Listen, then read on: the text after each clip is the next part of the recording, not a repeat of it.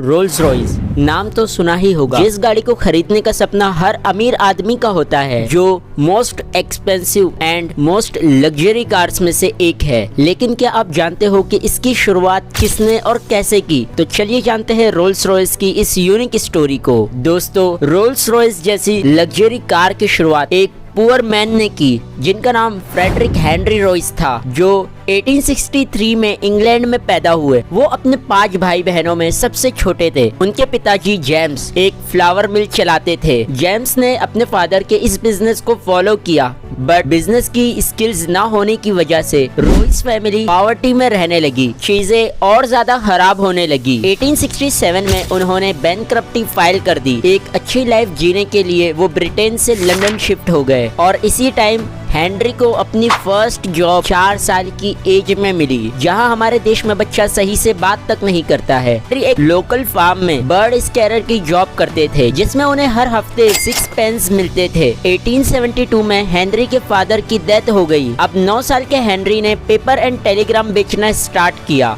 Henry सालों तक गरीबी में रहे, इसने उन्हें बहुत ही टफ एंड इफेक्टिव बनाया। 15 साल की एज में उन्होंने सिर्फ 1 साल ही स्कूल कंप्लीट किया। एज ए यंग टीनेजर उन्होंने रेलवे में काम करना स्टार्ट किया। उस टाइम उनके आंटी ने भी उन्हें फाइनेंशियली सपोर्ट किया। हेनरी की ग्रेजुएशन ना होने की वजह से उन्होंने काफी अपॉर्चुनिटीज खो दी, इसीलिए वो अपने खाली टाइम में algebra, French and electrical engineering की पढ़ाई करते थे। लेकिन कुछ सालों बाद पैसा ना होने की वजह से उन्हें अपना एजुकेशन छोड़ना पड़ा। फ्रेंडशिप कंप्लीट करने के बाद हेनरी टूल मेकिंग कंपनी में फुल टाइम जॉब करने लगे। उसके बाद electrical light and power company में लंदन में काम किया। एट द एज 22 उन्होंने अपने इंजीनियर दोस्त के साथ मिलकर बिजनेस स्टार्ट किया। उन्होंने अपने दोस्त क्लेयरमोंट के साथ FH Royce and company start की। कुछ टाइम बाद उन्होंने इलेक्ट्रिकल कंपोनेंट बनाने स्टार्ट किए, जैसे डोरबेल, डायनामिक्स, और ये कंपनी बढ़ती चली गई। 1894 तक उन्होंने इलेक्ट्रिकल क्रेन बनाना स्टार्ट कर दिया था। लेकिन हेनरी का इंटरेस्ट कहीं और ही जा रहा था, एंड वो थी मोटर कार्स। दोस्तों, हेनरी रॉयस ने रोल्स रॉयस स्टोरी में एक बहुत ही बड़ा रोल अदा किया, जबकि ये नाम किसी और आदमी ने उन्हें दिया जिसे हम भुला नहीं सकते, जिनका नाम है चार्ल्स रोल्स, जो कि इंग्लैंड में पैदा हुए। वो अपने पेरेंट्स के यंग चाइल्ड थे।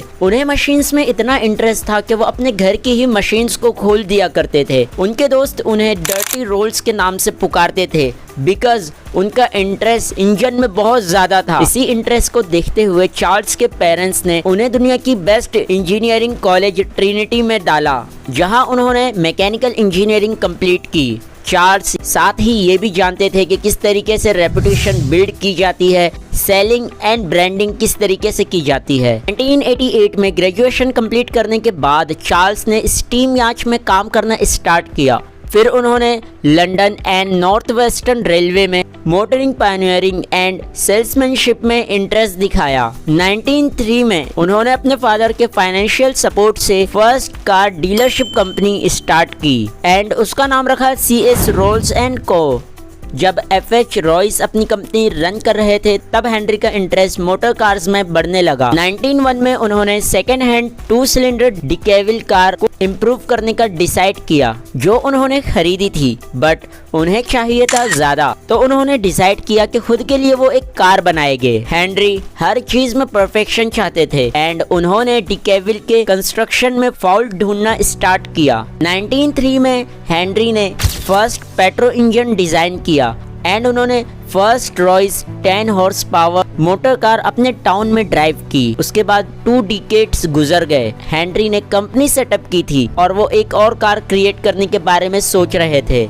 उन्होंने अब तक 3 कार बिल्ड की थी, जिसमें से उन्होंने एक अपने बिजनेस पार्टनर अर्नेस्ट क्लेयरमोंट को दी एंड अपने शेयर होल्डर हेनरी एडमंड्स को दी। ये कार हेनरी एडमंड्स ने रोल्स को बताई, जिससे रोल्स बहुत ही ज्यादा खुश हो गए एंड एडमंड्स को रॉयस के साथ जल्द ही मीटिंग करने के बारे में कहा। सो इसीलिए एडमंड्स ने इस मीटिंग को अरेंज कराया, क्योंकि एडमंड्स को भी पता था कि ये मीटिंग मोटरिंग के फ्यूचर को बिल्कुल चेंज कर सकती है। मीटिंग के बाद रोल्स ने रॉयस की 2 सिलेंडर कार ड्राइव की।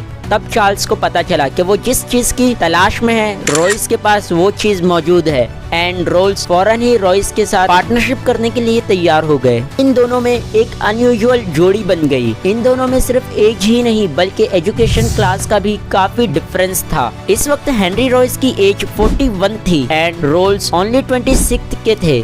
रोल्स ने बहुत ही बेहतरीन जगह से एजुकेशन हासिल किया था एंड रॉयस को उनकी स्किल एंड हार्ड वर्किंग ने यहाँ तक पहुँचाया था। लेकिन मीटिंग में उन्होंने एक दूसरे की स्पेशलिटी देखी एंड इस जोड़ी ने मिलकर कमाल ही कर दिया एंड दोनों की ग्रेट जोड़ी ने 1906 में एक massive car company Rolls Royce बनाई, जहाँ उन्होंने 6 सिलेंडर सिल्वर घोस्ट लॉन्च की। 6 सिलेंडर सिल्वर घोस्ट लॉन्च करने के 1 साल बाद ही वो best car in the world बन गई। इस ब्रांड को बिल्ड करने के लिए दोनों ही visionary person Henry and Charles ने बहुत ज्यादा मेहनत की। चार्ल्स के पार्टनर क्लाउड जॉनसन जो मैनेजिंग डायरेक्टर थे, उन्हें पता था कि कंपनी को एक्सपांड करने के लिए कंपनी की रेपुटेशन एंड पब्लिसिटी को ग्रैब करना बहुत जरूरी है, जिसमें वो जीनियस थे। उन्होंने रोल्स रॉयस स्टंट के एक सीरीज को ग्रेटनेस एंड रिलायबिलिटीज के साथ प्रमोट किया। उन्होंने अपने अर्ली एडवर्ट में 6 सिलेंडर रोल्स रॉयस कार को 40 to 50 हॉर्स पावर वाली कार के तौर पर प्रमोट किया, जो कि सिर्फ one of the best car नहीं बल्कि best car in the world रही। इसके बाद क्लाउड ने रोल्स रॉयस के साथ हमेशा काम किया, जो डेमोन्स्ट्रेट करती है रोल्स रॉयस की सुपीरियर परफॉर्मेंस को एंड इन सब के एफर्ट से उन्होंने अपनी इस वर्ल्ड क्लास इंजीनियरिंग को दुनिया भर में डिमांडेबल बना दिया और कार्स क्रिएट करते रहे। कंपनी की सक्सेस के लिए क्लाउड ने भी काफी ज्यादा मेहनत की, जिससे वो रोल्स रॉयस के हाई फैन कहलाए। इससे हमें ये पता चलता है कि इंजीनियरिंग हार्ड वर्किंग के साथ साथ मार्केटिंग भी बहुत ज्यादा जरूरी है, जो अगर सही जगह सही मौके पर सही तरीके से की जाए तो बहुत ही इफेक्टिव हो सकती है एंड उससे काफी सक्सेस मिल सकती है। हेनरी एंड चार्ल्स ने अपनी बेस्ट क्वालिटी देने के लिए पूरी जी जान लगा दी, स्पेशली हेनरी जिन्होंने अपनी लिमिट को एक्सपांड किया। हेनरी हार्ड वर्कर थे एंड वो इतना काम करते थे कि अपना खाना भी भूल जाते थे। आगे चल के यही हैबिट उनकी हेल्थ पर इफेक्ट करने लगी। कई सालों बाद चार्ल्स का इंटरेस्ट एविएशन में बढ़ने लगा। उन्होंने हेनरी को arrow engine design and develop करने के लिए कहा, बट हेनरी ने मना कर दिया। चार्ल्स ने अपने एविएशन ड्रीम को कंटिन्यू रखने के लिए राइट फ्लेयर एयरक्राफ्ट खरीदा, जिससे उन्होंने 200 फ्लाइट्स ली। लेकिन 1 साल बाद ही सब बदल गया। बर्थ माउंट पे फ्लाइंग करते हुए चार्ल्स का एयरक्राफ्ट क्रैश हो गया, जिसमें वो मारे गए। इस टाइम वो सिर्फ 32 ईयर के थे। चार्ल्स रॉयस पहले ब्रिटेनियन थे जो प्लेन क्रैश में मारे गए। उनकी मौत से रोल्स रॉयस की पार्टनरशिप में काफी असर पड़ा।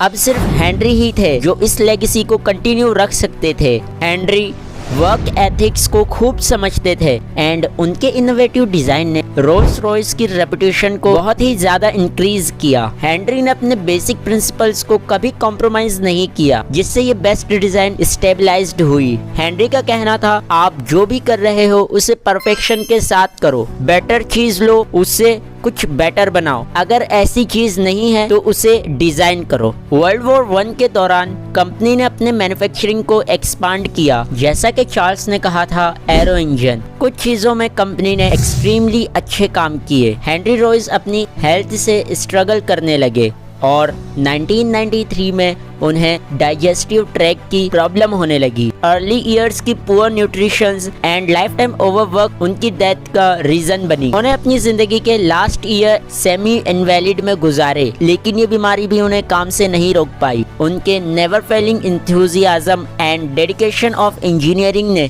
उन्हें प्रिवेल्ड किया। उन्होंने लास्ट मोमेंट में भी काम किया। लिटरली उनका लास्ट स्केच भी उनके डेथ बेड पे मिला, जहाँ मौत के कुछ घंटे पहले भी वो काम कर रहे थे।